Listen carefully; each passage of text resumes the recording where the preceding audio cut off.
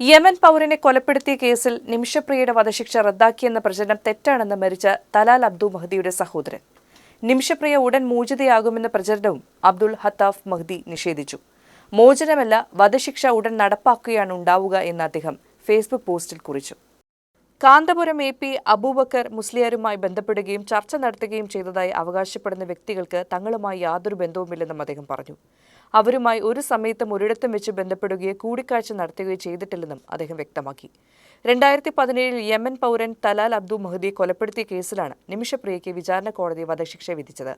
വിധി നടപ്പാക്കാൻ മണിക്കൂറുകൾ മാത്രം ബാക്കി നിൽക്കെയാണ് വധശിക്ഷ നീട്ടിവെച്ചത്. നിമിഷപ്രിയയെ രക്ഷിക്കാനുള്ള ഏക മാർഗം തലാലിന്റെ കുടുംബത്തിന് ദയാധനം നൽകുകയായിരുന്നു. എന്നാൽ ദയാധനം സ്വീകരിക്കാൻ സാധിക്കില്ലെന്നും നിമിഷപ്രിയയുടെ വധശിക്ഷ നടപ്പാക്കണമെന്നുമുള്ള നിലപാടിൽ ഉറച്ചു നിൽക്കുകയാണ് തലാലിന്റെ കുടുംബം. തലാലിന്റെ കുടുംബത്തെ നേരിൽ കണ്ട് മാപ്പപേക്ഷിക്കുന്നതിന് വേണ്ടി നിമിഷപ്രിയയുടെ അമ്മ പ്രേമകുമാരി യമനിൽ പോയിരുന്നു. തലാലിന്റെ കുടുംബവുമായും ഗോത്രത്തിന്റെ തലവന്മാരുമായും ചർച്ചകൾ നടത്തിയെങ്കിലും ഫലമുണ്ടായില്ലെന്നാണ് വിവരം.